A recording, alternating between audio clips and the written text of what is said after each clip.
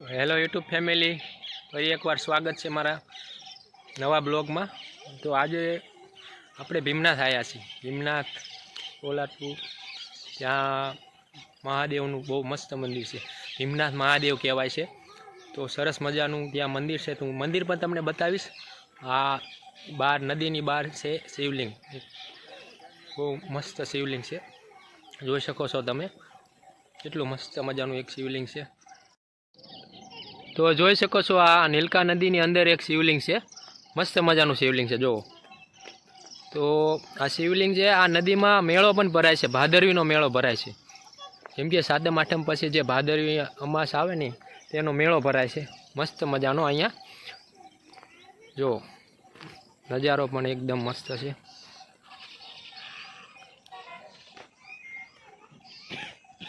શિવલિંગ પણ મસ્ત છે, એક નંબર છે। તો અવશ્ય આવો તમે ભીમનાથ મહાદેવ। તો નદીની અંદર એક વાવ પણ આવેલી છે, અદ્ભુત, જુઓ તમે જોઈ શકો છો, બહુ અદ્ભુત અને બહુ ઊંડી પણ છે।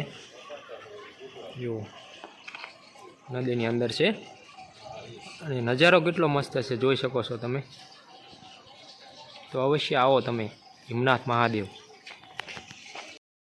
લગભગ 55 વર્ષ દરમિયાન અહીંયા પાંડવોએ ગુપ્તવાસ કર્યો હતો, એટલે કે ગુપ્તવાસ દરમિયાન અહીંયા ભીમસેને મહાદેવની પૂજા કરી હતી, સ્થાપના કરી હતી, એટલે કે ભીમનાથ મહાદેવ નામ રાખવામાં આવ્યું છે। તો આ બહારનો નજારો છે, હું તમને અંદરનો નજારો પણ બતાવીશ, તો વિડીયોમાં બન્યા રહેજો। કહેવાય છે કે અતૂટ શ્રદ્ધા ધરાવતા અર્જુને મહાદેવની પૂજા કર્યા પછી જ ભોજન લઈ શકે એવું વ્રત રાખ્યું હતું। તો અહીંયા આસપાસ શિવલિંગ જોવા ના મળતા ભીમે એક શિવલિંગ આકારનો પથ્થર લઈ અહીંયા શિવલિંગની સ્થાપના કરી હતી। એવા અતૂટ શ્રદ્ધા ધરાવતા અર્જુને પથ્થરને શિવલિંગ સમજીને એની પૂજા કરી હતી।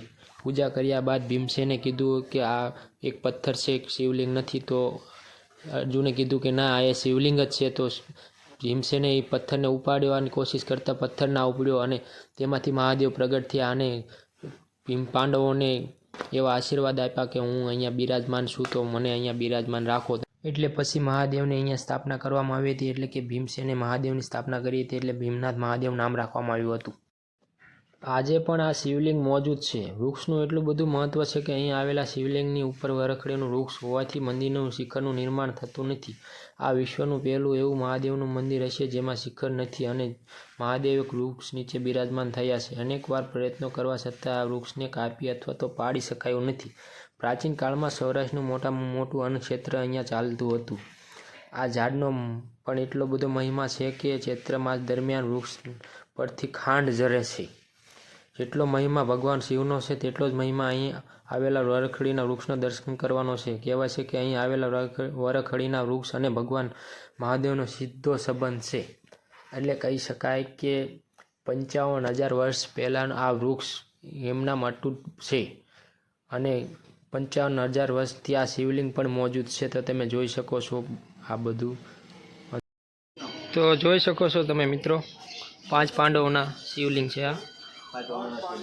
હા, જોઈ શકો છો તમે,